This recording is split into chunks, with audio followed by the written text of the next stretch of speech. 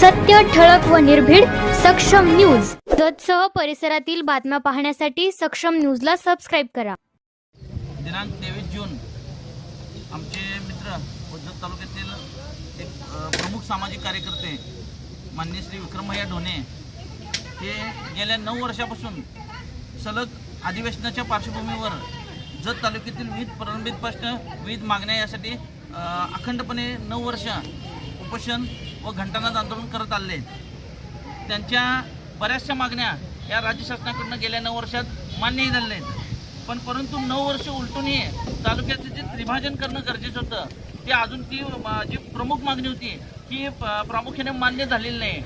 तालुक्यातील विविध समस्या असतील, तालुक्यातील विविध भरती प्रक्रिया असतील, आज आपलं जे उपजिल्हा रुग्णालय आहे ते राज्य शासनाच्या आदेशाप्रमाणे गेल्या 2 वर्षापूर्वी त्याची पदनिर्मिती होणं अपेक्षित होतं. पण आज 2 वर्ष उलटूनही राज्यातील इतर जे उपजिल्हा रुग्णालय होते यांची पदनिर्मिती होऊन पदभरतीही झाली नाही. पण अजून आपल्या तालुक्यात पदनिर्मिती झाली नाही.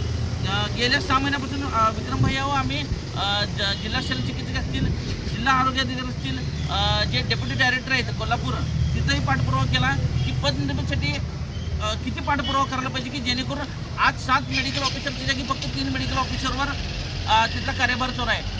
गायनेकॉलॉजिस्ट लागणार होता, गायनेकॉलॉजिस्ट यायला तयार नाही. अनेस्थेसिस्ट लागणार आहे, तो यायला तयार नाही.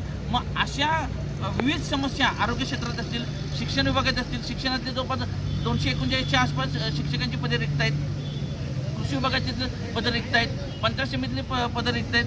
अशा विविध मागण्यांसाठी आमचे मित्र सामाजिक कार्यकर्ते विक्रमभैया ढोणे हे गेले 9 वर्ष अखंडपणे उपोषणाला बसले आहेत, घंटानाद आंदोलन आहेत. शासनाचं लक्ष या मागण्याकडे वेधावं यासाठी आमची या निमित्ताने शासनाला विनंती राहील की या मागण्याचा विचार होऊन यातील प्रामुख्याने ज्या महत्त्वाच्या मागण्या आहेत यांचं निराकरण या अधिवेशनाच्या अनुषंगाने तरी व्हायला होणं अपेक्षित आहे. मी आपल्या तालुक्याचे आमदार माननीय पडळकर साहेब यांनाही आम्ही विनंती करतो की आपण या मागण्या विक्रमभैयांच्या ज्या मागण्या त्या प्रामुख्याने आपण अधिवेशनात मांडाव्यात व त्यावर प्रामुख्याने निर्णय करून घेण्यात यावा. धन्यवाद.